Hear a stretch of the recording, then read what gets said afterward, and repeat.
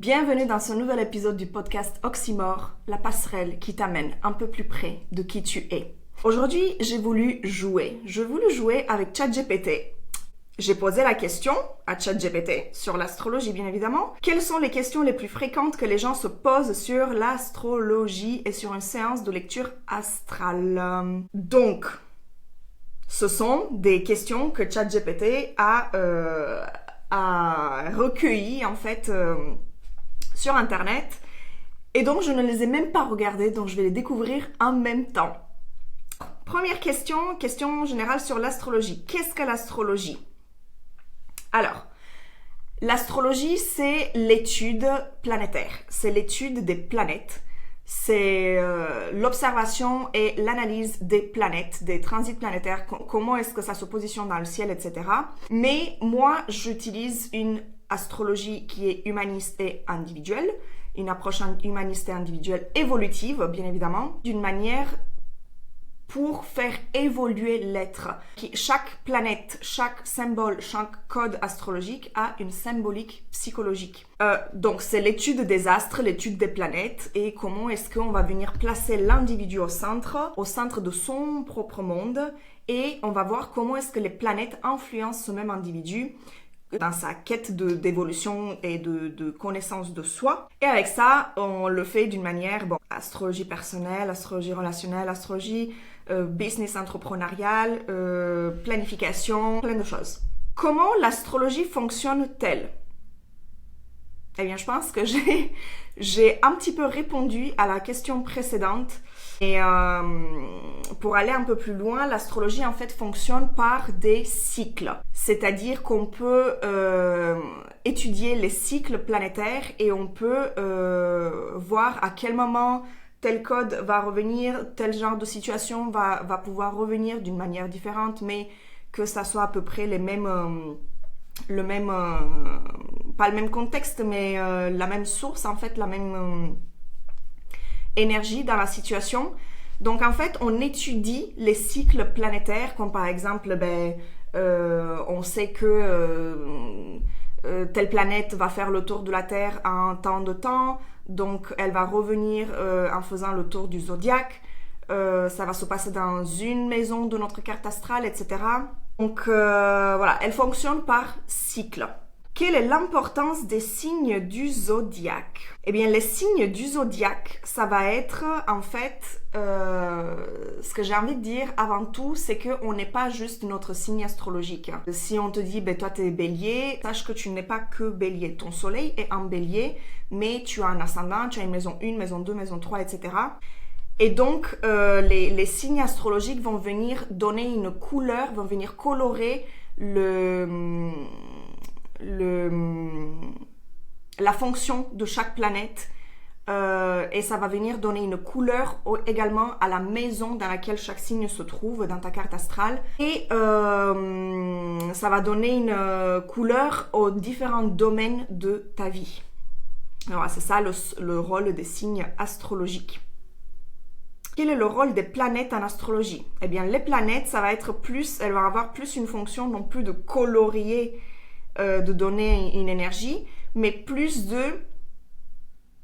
une énergie plus de faire, d'action, ça va être plus en verbe en fait. Les planètes vont venir attribuer une certaine compétence à un domaine de notre vie qui est dans une maison en fait dans notre carte astrale. Elles vont venir donner une fonction par exemple si on a un Saturne en maison 2, ce Saturne-là va venir structurer, on prend la fonction de Saturne, structurer, ordonner, classifier, systémiser, créer des protocoles, etc. dans la maison 2 qui est la maison des talents, la maison des possessions, des ressources, tout ce qu'on possède en tant que ressources. Et ressources, j'entends de manière très très large parce que beaucoup on entend la maison 2 comme étant les finances, etc. Non, la maison 2 n'est pas les finances uniquement, c'est les ressources d'une manière globale, générale. Donc ça va venir donner une fonction de très très organisée au niveau des ressources, très très organisée des talents qui vont être plus en mode Saturne qui va venir ordonner des talents de structuration, de systèmes, de créer des systèmes, de créer de planifier, voilà.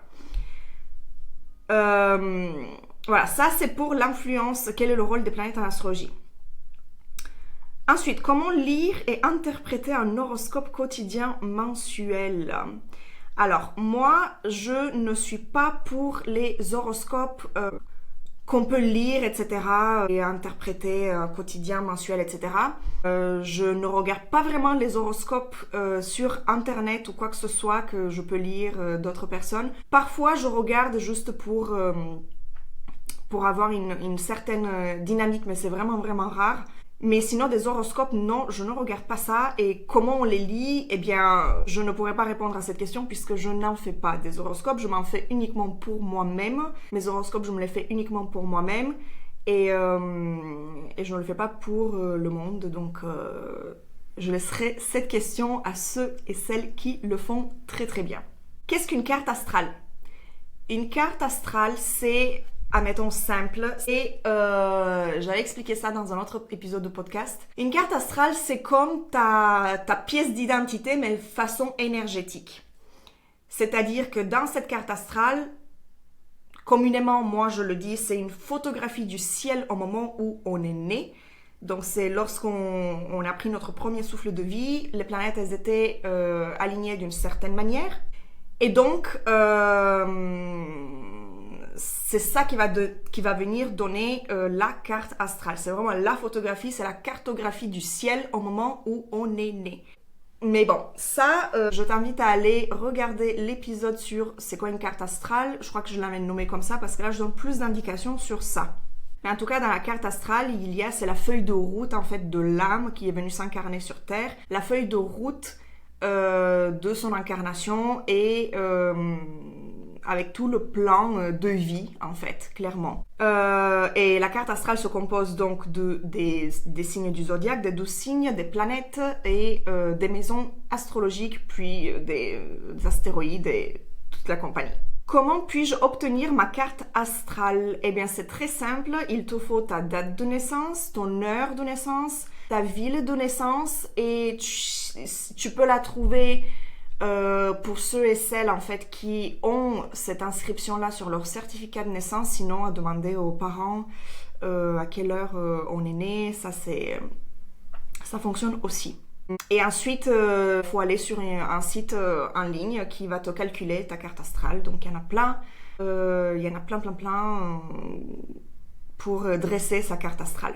Que révèlent les maisons astrologiques? Les maisons astrologiques, c'est en fait des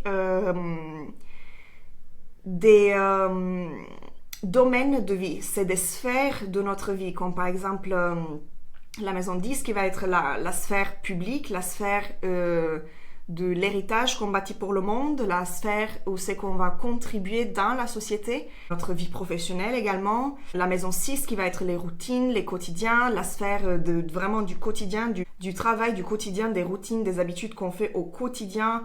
La maison 3, ça va être plus notre communication interne, comment est-ce qu'on communique internement, de manière interne, externe. La relation également avec les frères et sœurs, le monde local, c'est vraiment l'environnement quand on sort de chez soi, vraiment le quartier où on habite, la ville où on habite, voilà.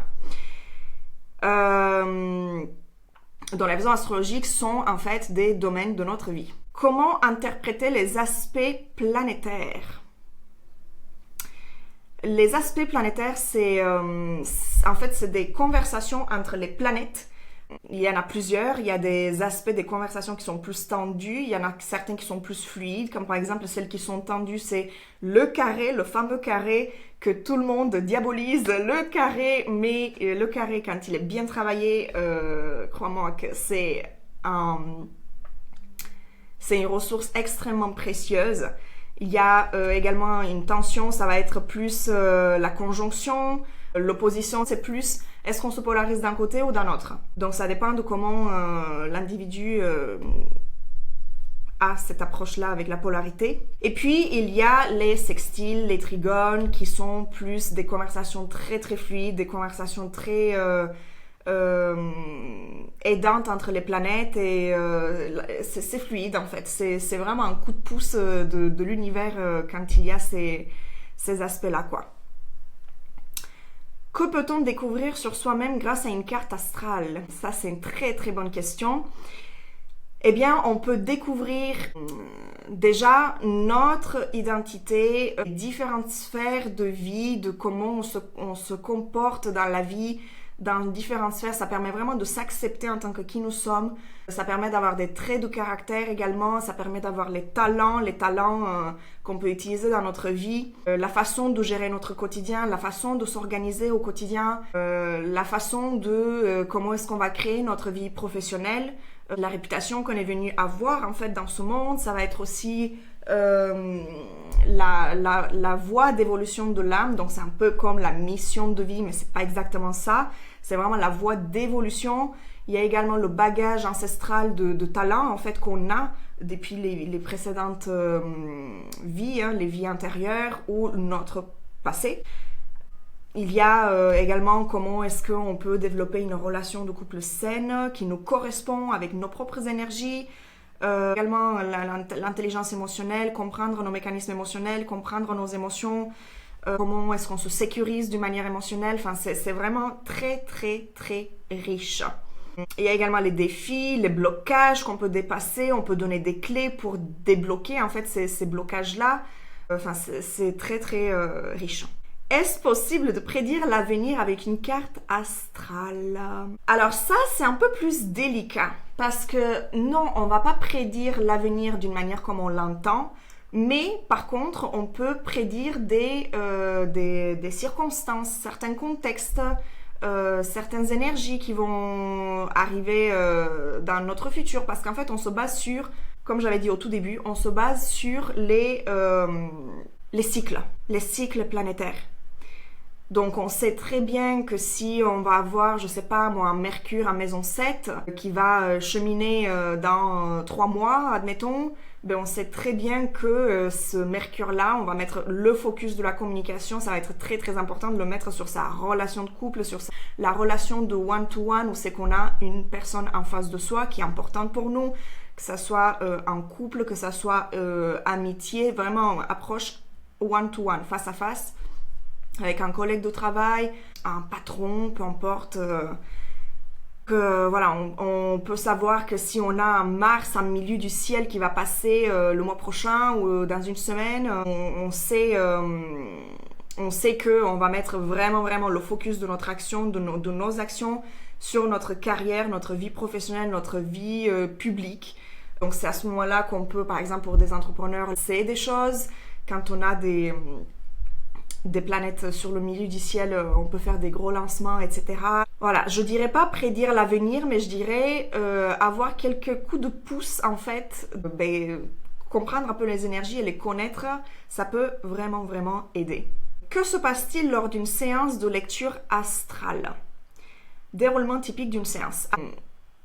Moi, je le fais à ma manière. Il y en a d'autres astrologues qui le font à leur manière. Je vais te parler de moi, comment je le fais. Et après, je peux te parler aussi également de comment est-ce que j'ai pu vivre ça d'une manière à l'extérieur. Moi, comment je fais ça, c'est que je demande toujours à la personne... Il y a un questionnaire, en fait. Une fois qu'on rentre dans le dossier lecture astrale, chez Portail Antithesa, il y a un questionnaire où c'est que je vais venir poser des questions sur la situation de la personne, etc. La personne va me répondre et en fonction de ça, donc elle me donne ses coordonnées de naissance, etc. Et en fonction de ça, je vais dresser sa carte astrale et je vais préparer en fait sa carte astrale.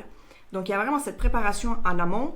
Bien évidemment, moi je veux pas avoir trop d'informations. Je vais faire vraiment mes notes et tout sur la carte astrale de la personne. Et puis, lors de notre appel, on va venir faire du ping-pong dans les différents codes de la carte astrale de la personne. C'est-à-dire que je vais lui dire précisément les choses en fait qui la concernent au moment de la séance. Et puis ensuite, on va faire une conversation, on va faire un ping-pong entre les différents codes, etc. Je vais aller là, puis là, puis là, puis là, pour créer toute la synergie de l'interprétation du moment. Parce que moi, comment j'utilise ça, comment je fais mes séances de lecture astrale, c'est d'une manière, tu viens me consulter maintenant, donc je vais venir t'apporter les éléments qui sont utiles pour toi maintenant sur ton chemin d'évolution. Souvent, les personnes viennent me voir parce qu'elles ont un blocage et non pas pour faire juste une lecture générale, puisque ça, ce n'est pas moi qui le fais. Il y a d'autres personnes qui le font très bien. Mais je ne fais pas une lecture astrale générale.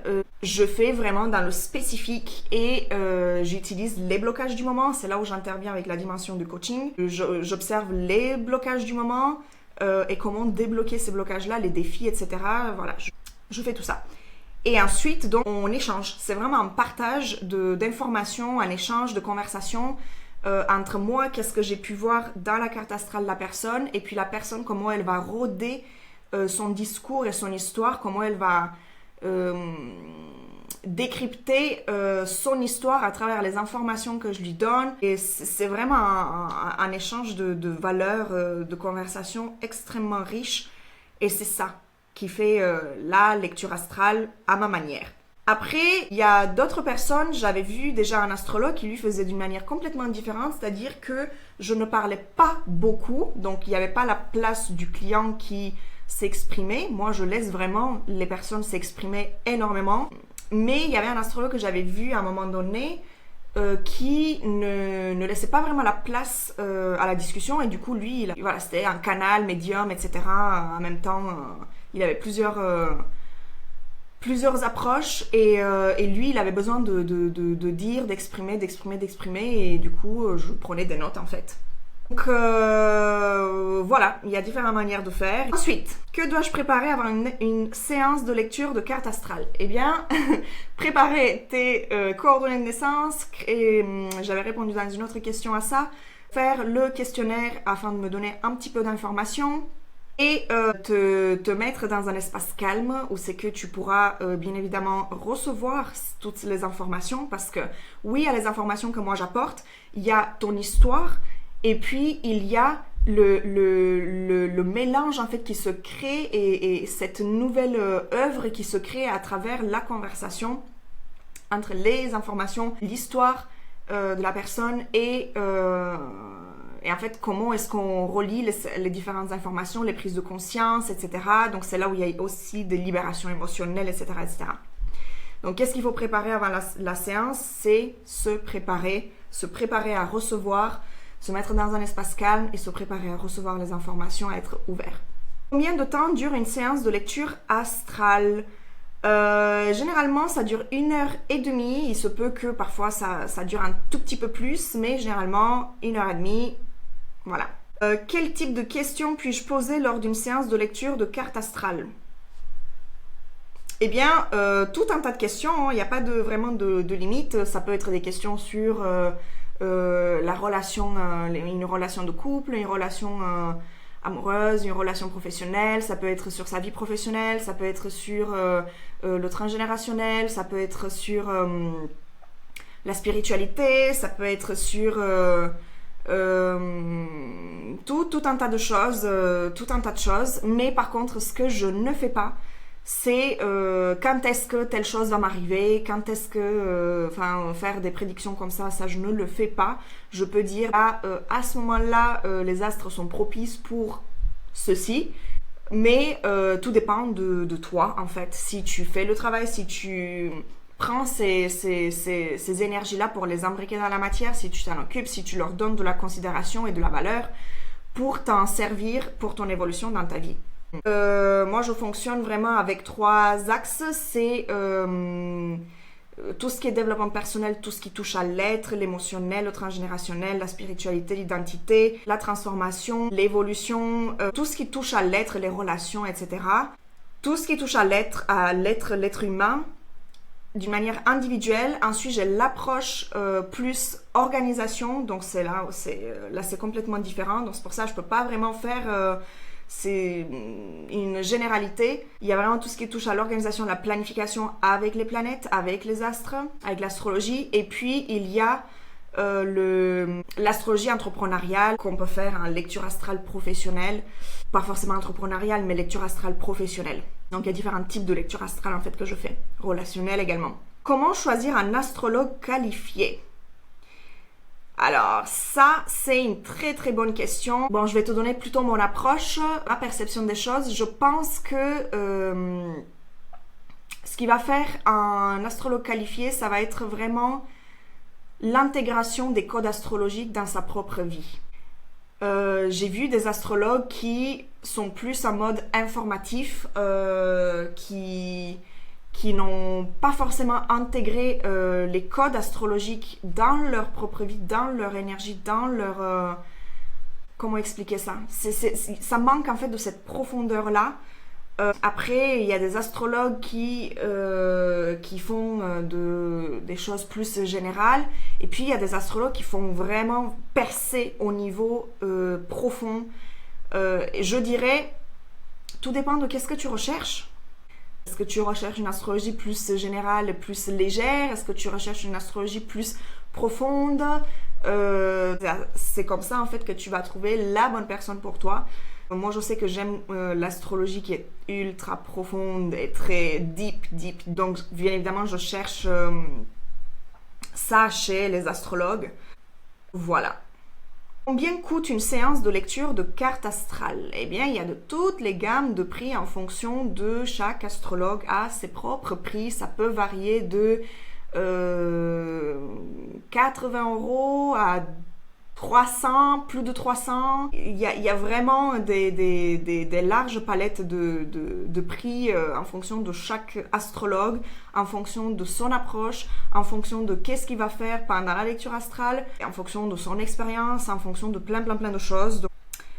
Donc voilà, il y a toutes les palettes de prix pour une lecture de carte astrale. L'astrologie est-elle une science? Alors, oui et non. Oui et non. Oui, dans le sens où c'est que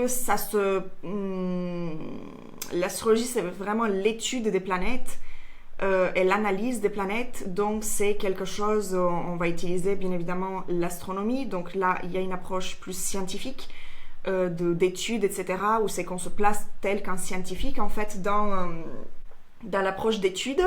Mais il y a bien évidemment l'approche très spirituelle, très énergétique qui est là aussi. Donc je dirais que l'astrologie peut être ce qu'on veut qu'elle soit. Pourquoi certaines personnes ne croient-elles pas en astrologie?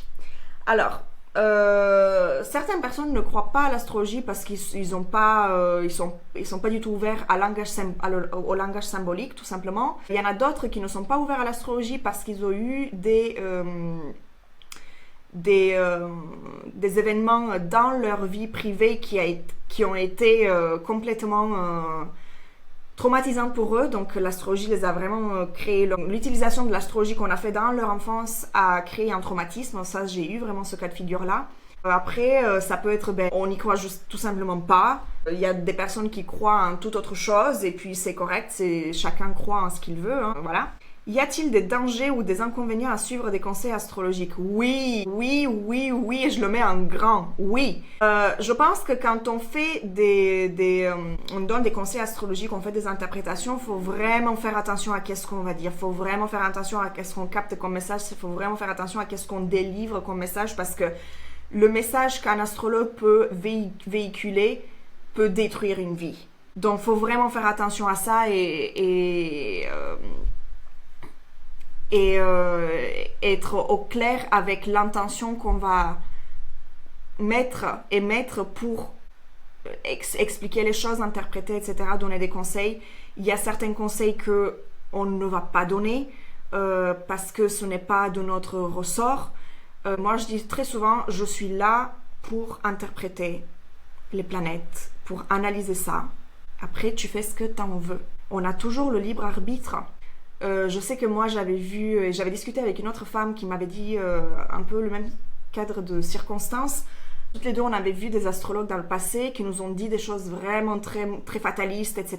Et on y a cru toutes les deux et ça nous a créé des fausses croyances dans notre tête. Et pour s'en défaire de ça, il faut un gros dépoussiérage. Donc c'est pour ça qu'il faut vraiment faire attention au conseil des astrologues. Faut que ça soit en fait nettoyé. Et ce que je voulais dire également, c'est que ne jamais projeter en fait. Faut faire attention si la personne projette ou pas sa propre vie sur les codes astrologiques de ta carte aussi. Et ses propres croyances, etc. Donc c'est pour ça un astrologue doit vraiment avoir cette approche de très épurée en fait dans son discours et dans son intention et dans son énergie pour ne pas projeter des choses fatalistes ou quoi que ce soit pour la personne, parce que je peux te dire que certains conseils astrologiques ou interprétations astrologiques peuvent détruire une vie. Comment éviter les charlatans en astrologie?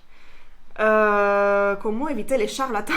Reconnaître les signes et les pratiques poétiques. Alors, j'en ai pas rencontré, donc en fait c'est vraiment difficile de répondre à cette question. Je n'en ai pas rencontré, donc je ne sais pas. Je ne sais pas. Je pense que ça pourrait être de l'ordre de... Ça serait quoi les signes? Ça serait potentiellement... on va te dire quand la personne va revenir dans ta vie. Enfin, toutes ces choses-là, je pense que non. Mais comme je n'en ai jamais rencontré des charlatans, puisque ce n'est pas ça que j'ai dans mon cercle autour de moi, eh bien je ne peux pas répondre à cette question. Comment les rétrogrades planétaires affectent-elles nos vies? Les rétrogrades planétaires, déjà il faut savoir c'est quoi une rétrograde. C'est lorsque la planète, on la voit comme si elle fait une marche arrière. Mais c'est faux, c'est juste une perception vue depuis la perspective de la Terre. On voit comme si la planète, elle fait marche arrière. Parce qu'on est positionné sur la Terre. Et en fait, d'un point de vue plus pratique, comment est-ce qu'on peut utiliser ces rétrogrades-là? Les rétrogrades vont venir affecter nos vies d'une manière, ok, cette rétrograde-là, ça dépend qu'est-ce que c'est, Mercure, Vénus, Saturne, on va venir revoir les affaires qu'on a vécues dans les mois précédents, les semaines précédentes, la rétrogradation, on va venir les revoir. Et chaque révision va être en lien avec la fonction de chaque planète. Donc c'est plus un moment d'introspection, plus un moment de travail en coulisses, de travail en off, de travail à l'intérieur de soi. C'est vraiment une approche, on prend un pas de recul pour réobserver, analyser les choses avec un nouveau regard en fait. Quelle est l'importance des nœuds lunaires en astrologie? Les nœuds lunaires, nœud nord et nœud sud, ce sont en fait donc dans une carte astrale, ce sont la voie d'évolution karmique de l'âme.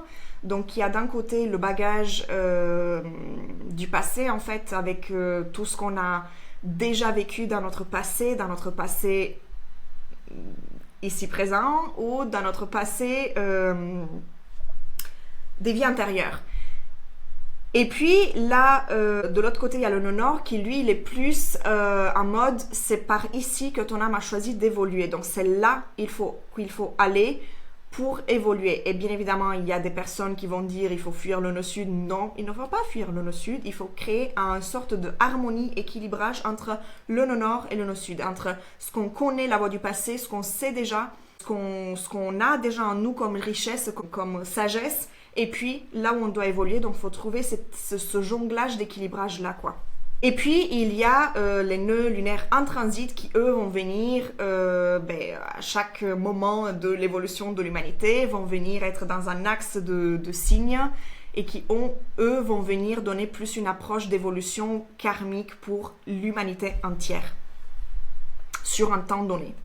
Que sont les transits astrologiques et comment les interpréter? Les transits astrologiques, ce sont donc les mouvements des planètes dans le ciel. Donc tu as ta carte astrale qui, elle est figée. Elle bouge pas, hein. C'est la photographie du ciel au moment où tu es né. Et puis il y a les transits, donc on va venir avec les planètes du moment où c'est que tu regardes, je sais pas, que ça soit maintenant, demain, dans un mois, dans un an, il y a 2 ans, bref... tu vas venir voir que les planètes ont bougé en fait dans le ciel. Et c'est ça qu'on va venir superposer en fait à notre carte astrale pour donner une interprétation de comment est-ce que les énergies actuelles, les transits actuels planétaires vont venir nous impacter, nous, dans nos énergies de naissance à un moment donné. Voilà, C'était les questions de ChatGPT sur l'astrologie. Les questions les plus fréquentes que les gens se posent sur l'astrologie et une séance de lecture de cartes astrales. Si ça vous a plu, n'hésitez pas, s'il vous plaît, à partager cet épisode, cette vidéo sur YouTube, cet épisode de podcast, et à suivre le podcast Oxymore et la chaîne YouTube. Et si vous voulez aller plus loin, bien évidemment, je vous invite à venir sur portailantitesa et .com et venir